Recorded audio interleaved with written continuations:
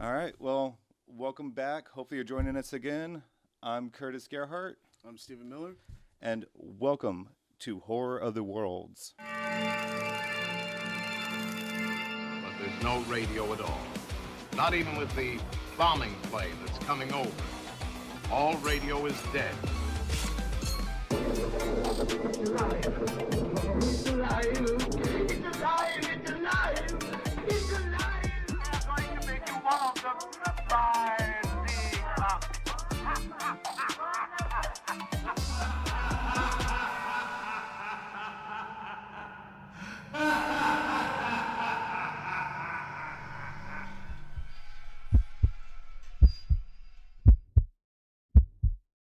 Today, we're going to be talking a little bit about the beginning of horror movies for the most part. Yeah.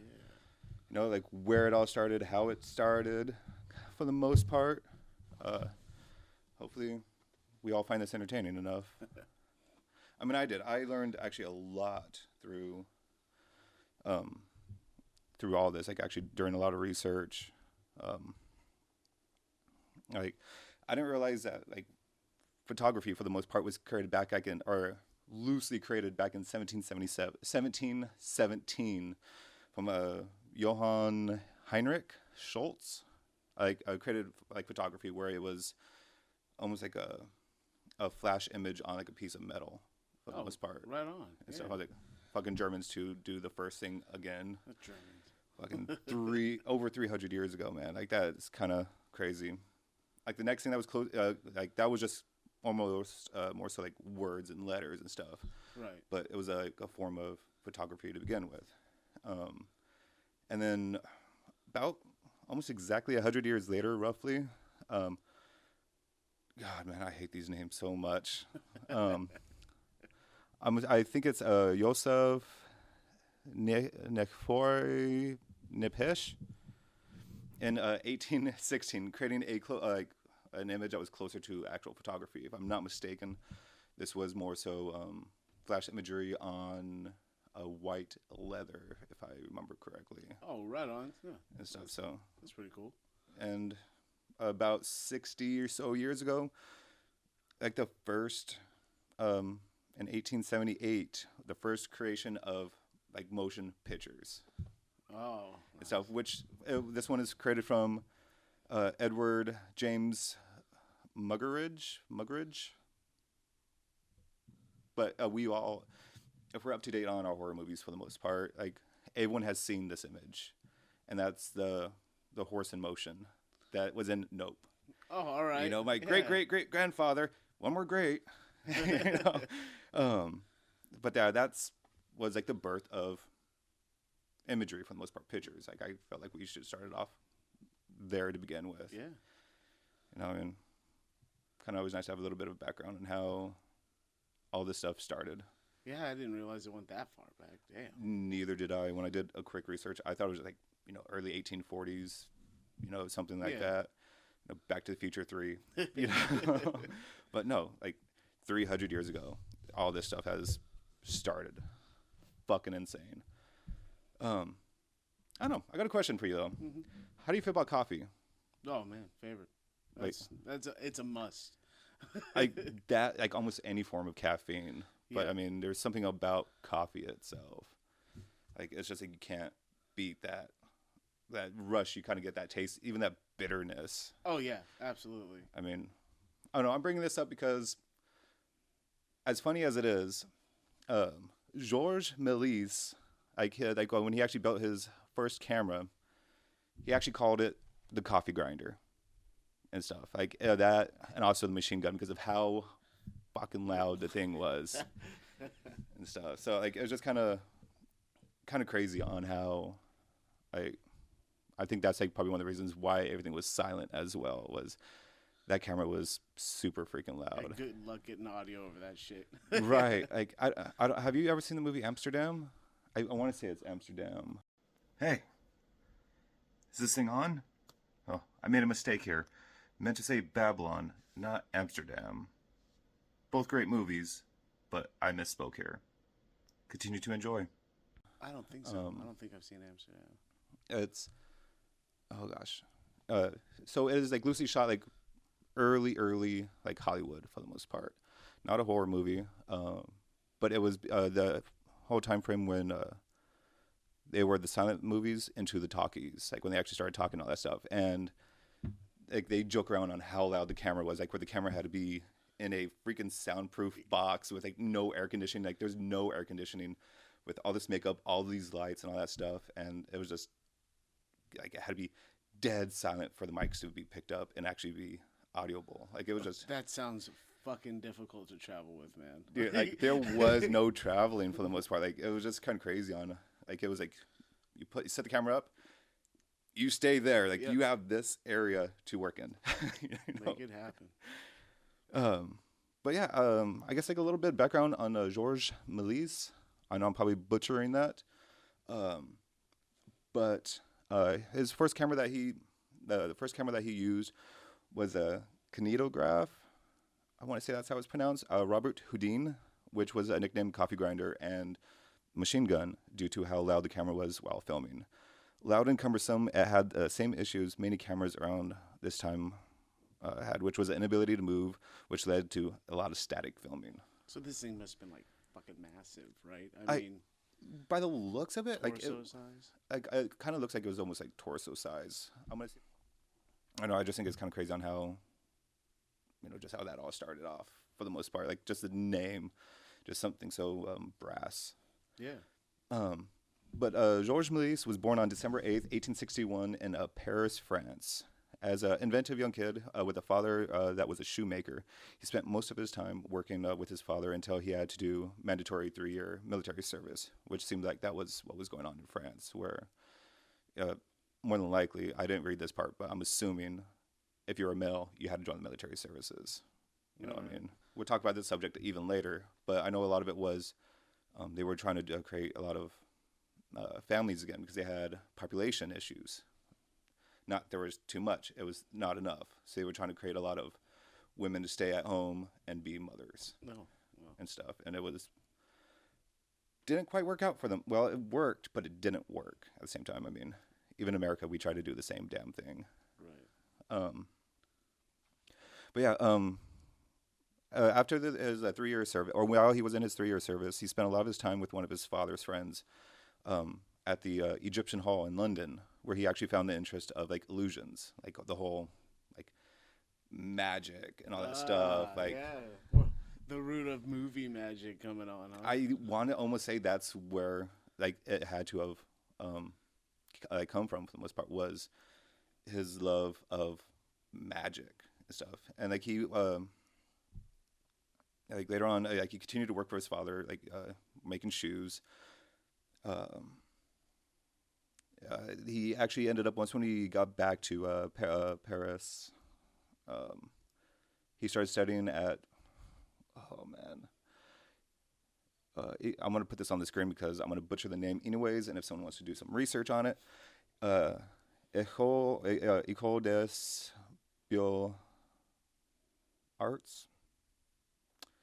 Yeah, he went to a school to actually start learning how to do magic. He wasn't just interested in it. He actually found it like interesting and wanted to learn how to do it and all the magic behind the magic for the most part. Nice. But yeah, he started going. He found a theater back in Paris at Robert Houdin that Robert Houdin owned. Sorry, my writing is horrible. So the theater he went to was a theater Robert Houdin owned by magician Jean-Eugène Robert Houdin. After his father retired in 1888, Georges sold off his shares to his family's business to buy that theater. Due to his activity there and creating a trick where he actually removed his head while continuing to speak and stuff. Oh, what a trip. And stuff. I mean, you gotta think this is the 1880s and all this stuff. Like, wow, this is going on. Like, Yeah. this stuff. Like, I remember watching movies like with Chris Angel and all that stuff. Like with him doing it in Las Vegas, Right, yeah. still creeping people out. Well, even people like Amazing Jonathan who put a little comedic twist or slight violence into their act. It's fucking great. Dude, I freaking love the Amazing Jonathan, regardless of what he does in his personal life. I love his fucked up sense of humor. Yeah. Is there any rubber or latex? No. Okay. What you're about to see is just a trick. It's a trick. It's a trick. You see, it's stage blood. It's riding on the surface of my arm.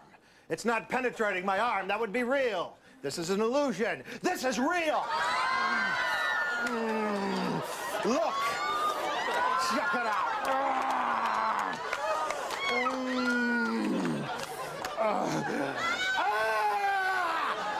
It's a trick. Dude, he is phenomenal. If anyone hasn't seen it and you're hearing this for the first time, check him out. Don't look into his history, his personal life. Just check out his stand-up. Like, it is... Yeah. He continued to speak.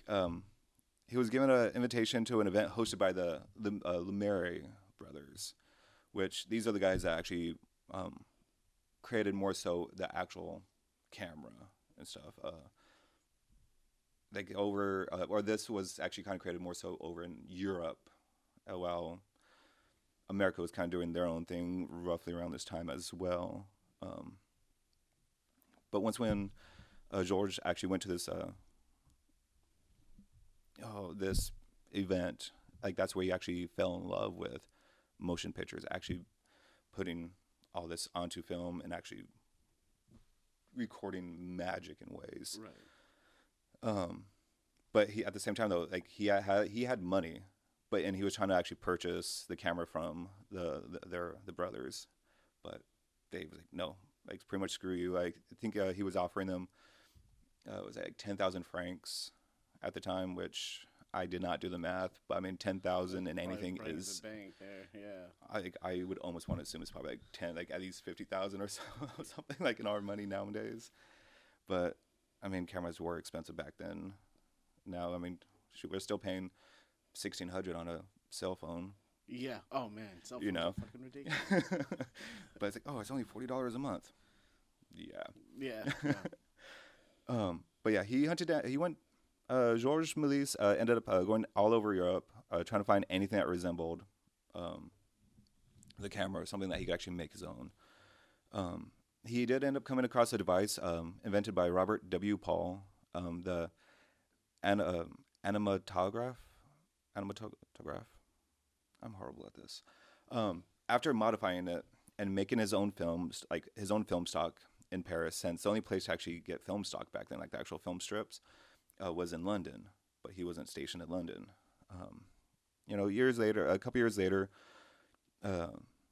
in 1897 to like 1912, he founded the Star Film Company. Like this was his company, his pretty much child, where he did a shit ton of movies, and by shit ton I mean roughly about 500 movies. Ooh, dang. Yeah, that's a lot of time. like it might be a little bit north, a little bit south of it.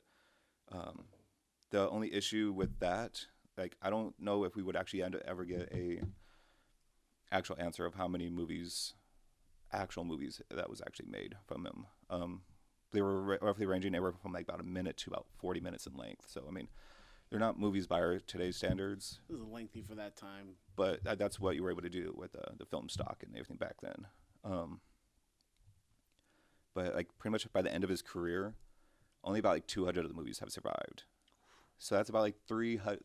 Let's say it is 500. That's 300 movies that just vanished from Earth. There's no traces from them or anything. Just something that he might have written down as someone saw and someone repeated, and it's just written down somewhere. That's unfortunate. Like it's not the first, and it's not the last any of this has ever happened. A really shitty thing is a lot of those movies, since they were, oh gosh, I did not write it down on here. Because of what the film stock was made out of, they melted it down to make soles, like the heels of soldiers' boots for like World War I and all that stuff. Oh man! So his history is literally being trampled on from soldiers. fucking brutal. Like that. I mean, he also like set fire to like some of his negatives and stuff because he had no place to like hold them and keep them. Because I mean, it's actually a lot of work to actually keep that film stock preserved. I don't even know what their preservation was back then for film stock, but nowadays you need climate, temperature controlled and stuff, and it takes up a lot of space for these reels. But yeah, that's a quick background on the man, like the Godfather himself, the man that created this genre that we love. Yeah, you know, that started all of this. Yeah, the reason that the two people that are watching are watching us right now. But all right, let's talk about the first movie that he actually made that was horror. This was in 1896, the Le Manoir du Diable, the Haunted Castle or House of the Devil. It was actually, like, I don't know if probably should have had you watch this or even play it on the screen. It would be so nice. But it was, I think, like one of the films like where you actually see a lot of his magic tricks coming on screen. It was a lot of like people reappearing and disappearing out of nowhere, turning into smoke. There was pretty much the devil for the most part. So he was, I think there was a part of the scene where he ends up killing someone like with a skeleton, freaking turns into a bat, oh gosh, I wish I rewatched it just moments before this. I could actually be a little bit more. I just remember just seeing all the effects. Like he was just picking up people, throwing them in a cauldron, smoke. Okay, I think I have seen that one. It was like probably a few years ago that I watched it though. The one you might have seen is one that we'll be talking about here in a few minutes, honestly, because that one is probably more well known. This movie was only about like 4 minutes. That movie was only, I think, about a minute or so. Yeah, it was about a minute long. But this is actually a pretty interesting story when we get to that one. Hold on one moment before we get there. But the way he found out about some of this like disappearing or reappearing is because of camera malfunctions of it. Like it'll stop rolling and stuff, and then he has to end up like hitting it and stuff, and it kind of gives it different effects. Like he is. That's fucking cool. Yeah, make it work for you. Like that's the thing. Like I think we even talked about like Evil Dead. Like, you know, through no money comes necessity, and you find a way to make things work. Yeah. They strapped a camera onto a board, and it's a shaky cam instead of a steady cam. It works for the Evil Dead. You know, I mean, you have to be creative when you have nothing. Right. And at this time, he's creating everything. Another one of his movies, like, granted, I mean, he's made countless movies, ranging from all different genres. But we're talking about his horror movies for the most part. Another one he did was Bluebeard in 1901, which was about an aristocrat that wanted another wife, but no one wanted to marry him due to the other 7 women mysteriously vanished and stuff. Mystery. Yeah. So, I mean, he went off on a exposition, you know, like on travels, ended up finding another man that would offer up his daughter for him and all that stuff. But it's just that's just a taste of one of his films. Slightly off topic, but he also created one of the probably most well-known images that everyone has seen, and that is from his 1902 film, A Trip to the Moon. All right, yeah. You know, I mean, it's even to the point like Futurama has episodes and does homages to that moon where it has a ship, or in Futurama, the bottle stuck in the eye. But this was like one of the very first sci-fi films too. So not only is he the godfather of horror films, he's also the one for sci-fi, if anyone ever wants to go back. Cool. I like that. And that one was actually based off of a book from H.G. Wells and Jules Verne, which is just 2 actually huge names as well. Yeah. Like I almost kind of was like Stephen King of that era. Not just saying because of the horror genre, but the really like Stephen King's always going to be going down in history. Yeah, absolutely. Regardless if people love his books or his movies or his movie. The stories behind how his movies got made. That guy's fucking crazy. Yeah. So I mean, it's like pretty much since the dawn of movies, there's been like we've been making movies off of books and stuff. Like it is like a lot of them are like I think even some of them are like a lot of them are done off of lore, which we'll be like talking about next actually, roughly as things are all mixed up on my notes. So like a lot of the stories that he made and a lot of other directors kind of around this time around the world, there is a painting off of a legend, Faust, I believe it's pronounced, which is pretty much a gentleman that had made a deal with the devil. Right, yeah. For ultimate wisdom and worldly pleasures and stuff, in return for his soul and stuff. And that's where actually a lot of imagery. I almost want to say the haunted castle and this movie as well, Le Cauldron Infernal. That's the one I've definitely seen. Yeah. Also known as the Infernal Cauldron in Britain and the Infernal Cauldron of Phantasmal Vapors in 1903 in the United States. Because, all right, this is where I think the whole history actually becomes really kind of start becoming a little bit interesting. First off, the movie was about like 3 victims, getting thrown into a cauldron. For the most part, and later on you see them turn into spirits, which at the same time you got to think 1903. Those spirits are pretty awesome. Yeah, I thought that was pretty good for. I mean, come on, man. If you're gonna be stoked about how they did the Invisible Man, I mean, this is way before that. They did a great job with that. 30 plus years before it, and it's just like, oh my, it's so amazing. But later on, like those spirits become vengeful and try to attack that demon. And the demon ends up, after being attacked, for the most part, jumps in the cauldron and sacrifices himself, which is just pretty awesome. You have flames coming out of nowhere and stuff. Like it's, again, 1903, pretty awesome. Yeah. So this movie, not only did this, was kind of like one of his final straws with copyright issues and people stealing. Yeah. He also, to combat this, he ended up making a camera where it would be, he used 2 lenses and 2 reels to record it and stuff. So they were pretty much side by side. So he would actually have one negative for, France or Europe and all that stuff to show, and then another negative to show across the world and all that stuff to pretty much travel. I bring this up because due to this, the way that he shot this film, along with I think 2 other films that he did back here just fairly recently, from Lobster Films here in the 2000s, which is like a film company that does researching. When you actually kind of place the negatives on top of each other, they're 3D. Oh, that's pretty cool. So it was unintentional, but he also created like some of the first 3D movies. Like, this man is freaking amazing. Like, I mean, you can't, like, he's like freaking phenomenal. Like, from his movies getting trampled on to creating a genre that hasn't and won't die. Yeah. Well, how do you feel that one? The only people that die are on screen. Yeah.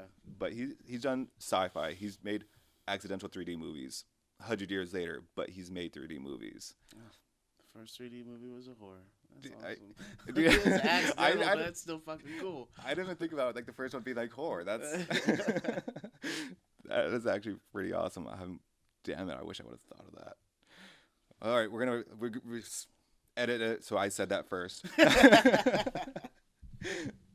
But all right, so we're gonna kind of stop there a little bit with France. We're gonna move over to America, where like around 1902, Georges sent his brother. Oh, I'm gonna assume Gaston, because I know French, their G's or J's, if I'm not mistaken, over in North America in New York to help protect the copyrights of George's films that were now being distributed like around the world for this time. A little background or a little bit of Gaston's. We're just gonna call him Gaston. Like, I rather mispronounce it all the time than attempt to mispronounce it close to the proper way. Like, he was actually making documentaries, and like he actually started making movies as well in North America. He started doing documentaries, like kind of during his move to like San Antonio, where he was actually helped create Star Film Ranch. So he was making Star Films that was over in France, over here in America, to help protect his brother's movies. Oh, that's pretty cool. While he was making his own. He later moved on to Santa Paula, California. Basically, with what I could find, is just because it's beautiful there. You know what I mean? Better weather. It's always been beautiful for the most part. The beaches have changed if you know the history on California beaches. And if you could look past things nowadays, California is beautiful. As much as Seattle's beautiful. Yeah. Well, LA, Seattle, I don't like either. I get it. Beautiful Yay, state. cities. Beautiful state. Yeah, California beaches are the only beaches I've been to other than up here in Pacific Northwest. Like, Pacific Northwest beaches aren't beaches.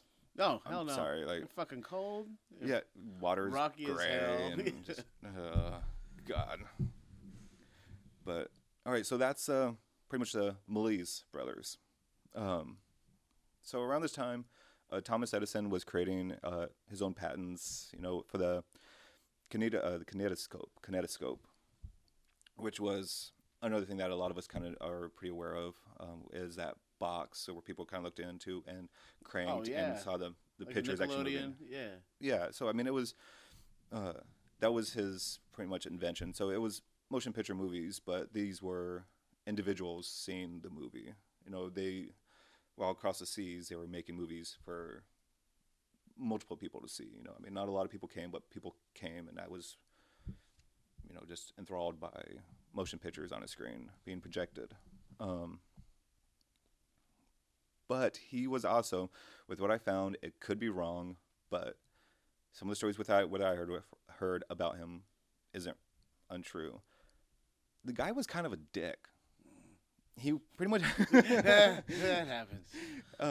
But he like pretty much went around suing anyone that was making movies, saying that it was his movies. Like he's the only one that can make movies. Like him and his company. Oh shit. And stuff. Like I know there's more to it, but I hate looking like into negativity, and especially. I mean, I did do some research into him, but I'm not interested in Thomas A. Edison. All right, yeah. Like, I'm sorry. Like I haven't, like I said, I haven't heard, like, he's a great inventor. A lot of things I heard, like, he did not actually steal things from, like, Nikola Tesla and stuff like this. Like, he made things better in some ways, but people believe what they want to believe. I'm not going to be here to dissuade someone from looking into the correct things. But he did have his hand in movie making for the most part. He was really never like in front of the camera, but he did a lot more behind the scenes. Like he was predominantly producing films. Like he would also create like the first movie studio in America, which was called the Black Maria in like 1893, which kind of helped him get a kind of clasp on movies being made here in America, which I think he also kind of, because of how things went, and due to him and some of his filmmakers are going to be like the wrong word. A lot of his like other producers and films that he was creating, they ended up banding together to create the Motion Picture Patents Company, MPPC. That kind of helped him own movies that were being made. A lot of people didn't like this. A lot of the movie makers, including Gaston, which this is one of the reasons that caused a lot of people to move out west, you know, to move to find a new frontier. Right. Which is kind of the birth of Hollywood. So he is kind of loosely the reason why Hollywood is Hollywood. That's interesting.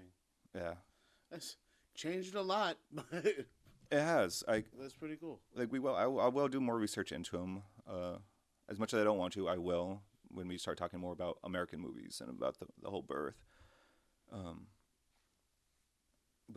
Yeah, around 1894, Edison's Black Maria studio was moved to New York and was pretty much rebranded as the Edison Company.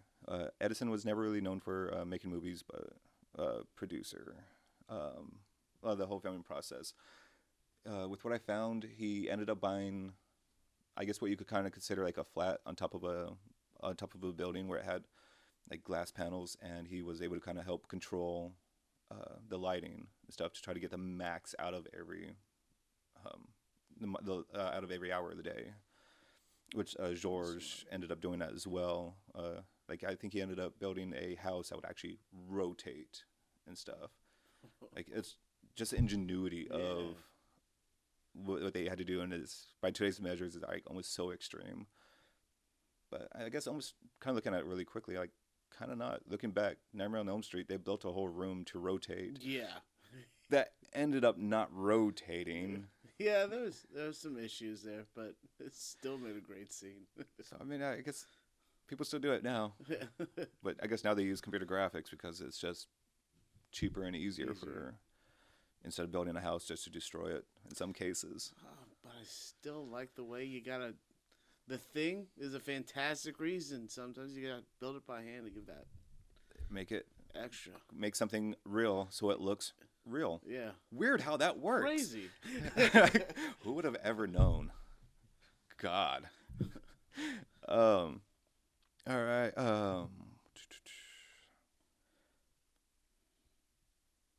I'm sorry. This is definitely gonna be kind of getting cut right here. All right. So around like 1900, I want to say this is like the first movie that was kind of a horror movie made in America.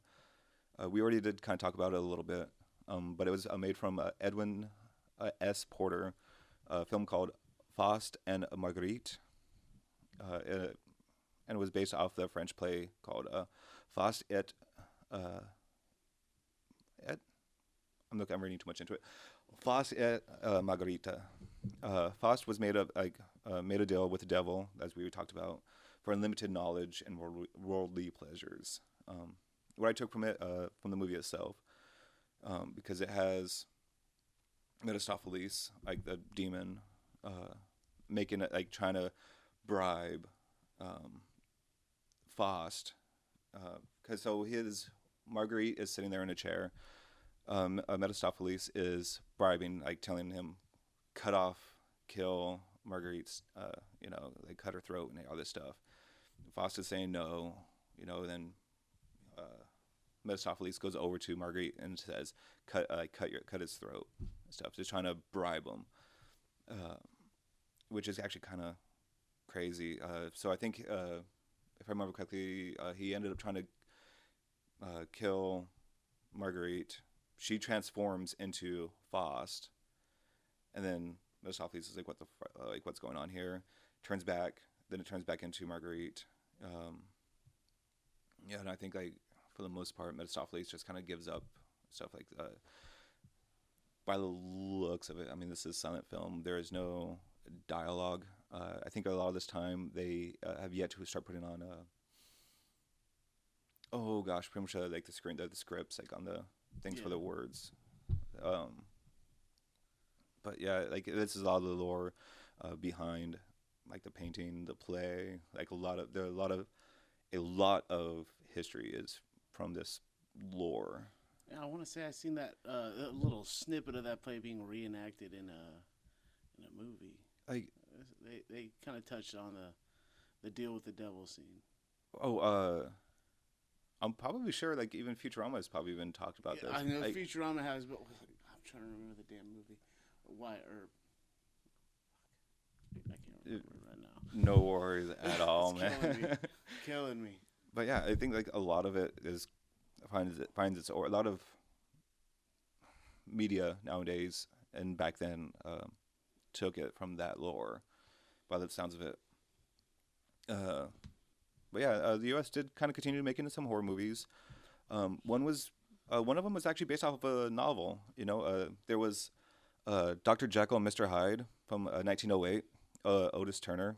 There was also Dr. Jekyll and Mr. Hyde from 1912 from Lucius Henderson. There was also another movie called Dr. Jekyll and Mr. Hyde. Sweet Jesus. Holy fuck. Mind you, this is 1913, a year later, from Herbert Brennan. But the nice thing about this one, the one in 1913, if you want to say it's nice, it was produced independently by IMP, and that later on became that film studio, for the most part, later on became Universal Studios. Oh, right on.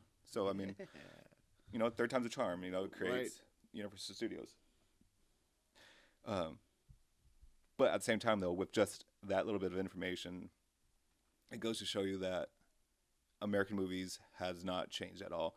We will remake and redo the same damn movie. That shit to death. Yep.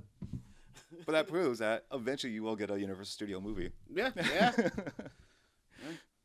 But yeah, not much has Definitely changed. been working for the slashers, that's for sure. Oh man, America, we rape, pillage, and burn. We take what we like, and we make it our own, for better or usually for worse or for worse.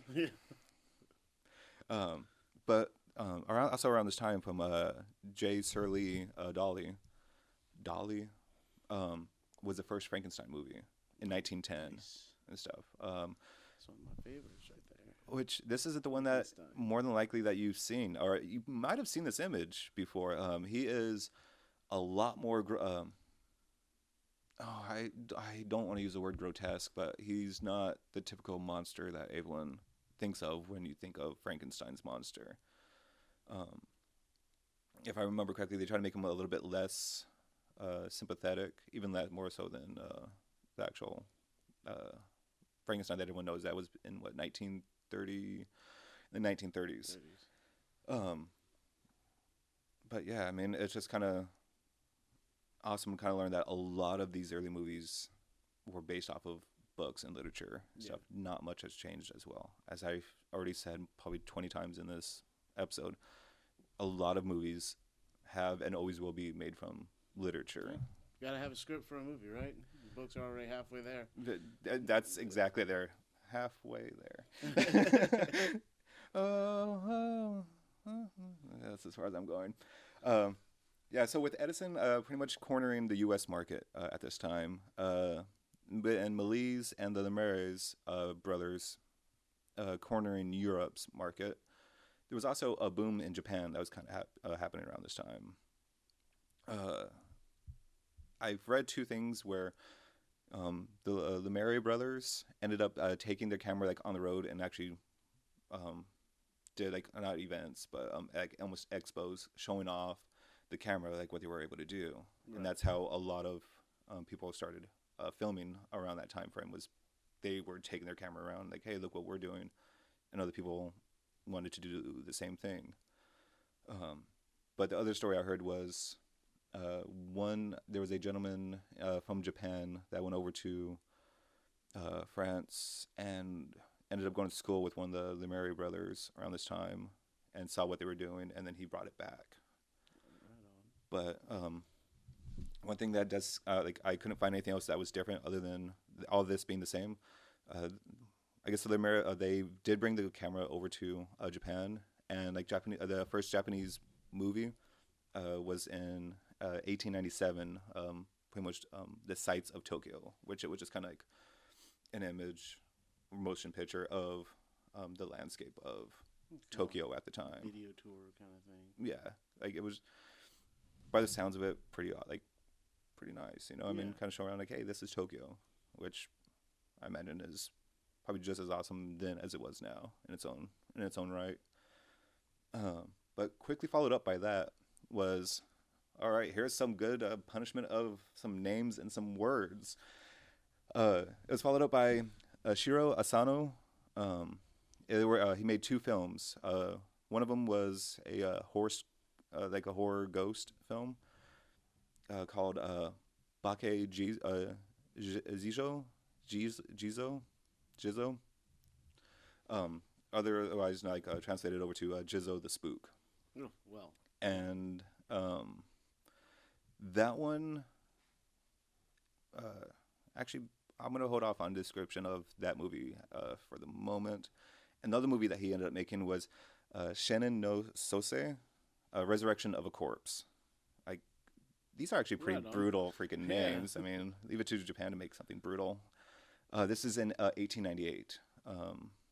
Around this time, they were doing a lot of kabuki and banruko style theater prior to a lot of these movies coming on, which a lot of them they would actually end up creating.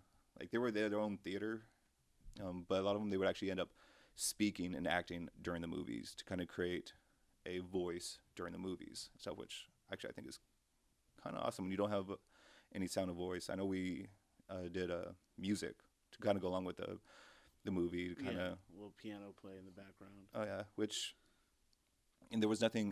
No, there was no standard to those movies either. So you could watch that movie in multiple states, and the movie could possibly mean 20 other things because of whoever and however they played the music. Right. Their interpretation of it, which could possibly make a scary movie not so scary because they were playing joyful music. There's a chance of that. But I don't get that. I don't feel that way from a lot of the Japanese culture for the most part. They have been, and I believe they still are deeply ensconced in their roots of belief and compassion for the most part. However, one wants to take the compassion, because that could mean kind of anger or love and everything else. Yeah. But they are a little bit of the extremists on that end. Extremist might be the wrong word, but yeah. So Shinin no Sose had a plot where the corpse ended up falling out of a coffin that was being carried by two guys, and the corpse coming back to life. Pretty short. It was a short, supposedly. And Bake Jizo, there's nothing on it. It just fucking disappeared? Yes. Pretty. So the only reason we know this movie exists for the most part, I think, is in 1920. I think the cameraman ended up talking about it and talking a little bit about just filming the movie. The only thing that we could kind of think of because of it is Jizo is a statue of a Buddhist Bodhisattva that is known for being a guardian of children's souls for the most part. So he's a protector of kids, the guardian angel. Right. With Bake translating to spook, ghost, or phantom, which is led to believe to be a haunting movie, almost paranormal. Right. But yeah, I guess it was a lot of World War II, and there was also which I thought I do have here. A lot of Japanese early films were lost to an earthquake in 1923, the Great Kanto earthquake, and a lot of World War II. Damn. And stuff. It was just, so a lot of their film history is gone, vanished. These are the things that I hate so much, because if you have people that are just critiquing a movie and they edit it and just oh, we don't want to show it anymore, or it's just too violent or too whatever be the case. A lot of the time back then, even now, it's just gone. Yeah. Never to be seen again. I was that's a lot of people's hard work just to get those images on that film stock or on that hard drive or whatever, to never see the light of day anymore. That's just that part. Not even the other parts of actually editing and trying to clip it and glue it and all this stuff. And it's just it's, I guess, sad. I heard that about some, as far as the original Universal monsters, and how the Frankenstein, there's that one scene where he throws the girl into the water, and you'll never see it because Karloff was shit's out. I'm not going to be a part of this if you show that. And it just got thrown away, and it's something that, if it's edited out, it's forgotten about. It's not something they just kind of put on the edited reel or some shit like that. It's just clipped and thrown out. Yeah, like that's why like you also hear people saying like, oh, they're just clips on the editing room floor. You know, just pretty much cut, dropped, Shit. done. You know, like that's. Thankfully, there are companies nowadays, like a lot of physical media companies that are going through clips for the most part. I don't know how they're going about it. I don't know the whole process, but they are actually going back and looking at like, oh, this is from this movie, and they're actually putting it together and actually creating deleted scenes and all this, like the bonus features in movies. So they're actually bringing some of these things back to life, but a lot of them won't, because some of them, like George's, they were burned, they were trampled on, like literally trampled on underfoot. It sucks. But it's pretty brutal. Yeah, this is gonna be the last little story for this episode, which I find quite fascinating.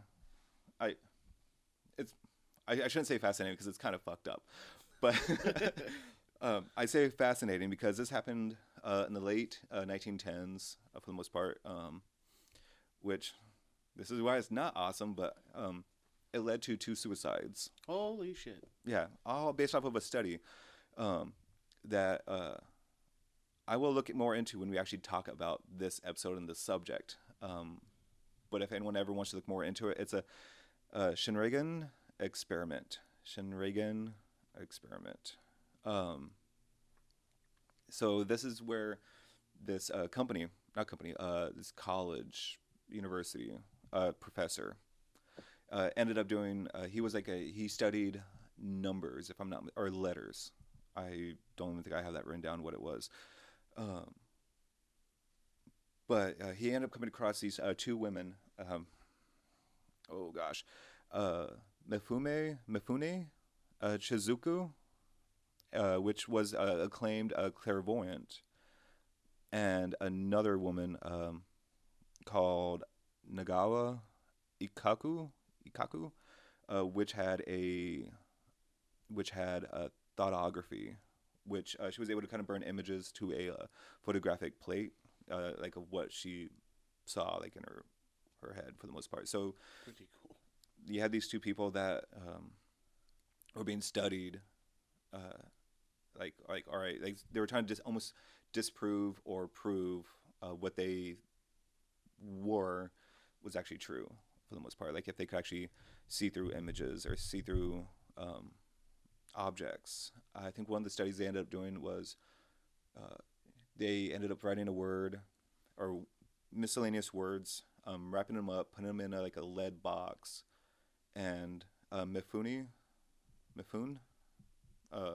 she ended up guessing it right.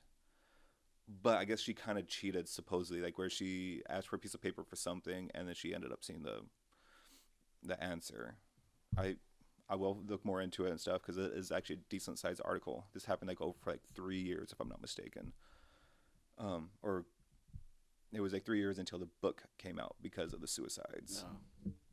No. Later on, they tried to do it again, and she was too tired and she couldn't sum up the power to do it all. But some of it got out because of her faking that first incident or cheating on that first incident. It got out to the public, and they started. Yeah. They did what we do nowadays. Sounds right. Like they bullied them. Yeah. You know, whether they were wrong or they were right, they believed what they wanted to believe. I wasn't there. I don't know. Right, clearly. But these 2 women did end up committing suicide. Not together, but pretty close together at the same time. I think around like 1911. Again, I couldn't find the movie. There was a paper that was, or a book that was written on this. They didn't want to publish it right away because of, I guess, just out of due to respect for the 2 women. And I couldn't find the movie as well because I'm assuming it probably got destroyed during World War II or during the earthquake or what have you. That sucks. Oh man, there's so many things I'd like to see that it probably just destroyed, man. But that was an influence for a extremely well-known Japanese movie that I felt pretty confident saying that pretty much everyone knows. If it's the ring. I don't know. You're gonna have to wait until we talk about the subject. But yeah, since I was loosely bringing up World War II, we're gonna end it right here, where like the beginning of Nemo War starts. And I say Nemo because Wilhelm Kaiser ended up starting a little war called World War I around all of this time. So I mean, it's a little bit. It's crazy. It's just a little bit crazy, I mean, like nothing huge happens. Yeah. I mean, but yeah, I mean, this is kind of a little bit of history on horror movies itself, predominantly in France, some in America, and some in Japan. I guess, come back and give us a watch on YouTube. Give us a listen. I think we are officially on iHeart. I still have to look into that. I think we're up on Instagram. We don't have anything posted on there yet. Yeah, we can be contacted on Instagram. We're bad at the medias. Mm-hmm. I'm bad at medias. But yeah, man, it's just kind of crazy on just that whole history of like piracy. Like, I'm pretty sure piracy happened like in like literature and books. Oh yeah. Like plagiarism's for sure a thing. Yeah. And it's always happened in movies as well. I mean, since the dawn. I mean, you can see that internet hasn't made it. It just made it more accessible, but that's right. It was nothing new. Like completely nothing new for this. Can't stop. But yeah, come back with us next time for our next subject. Hopefully you enjoyed this. Give us a follow, give us a watch, give us a listen. Let us know, all one of you, what we should do next, or if there's something that you find interesting that we should do a little bit of research on. Yeah. Again, I'm Curtis Gerhart. I'm Stephen Miller. And we Horror Problem. See ya next time.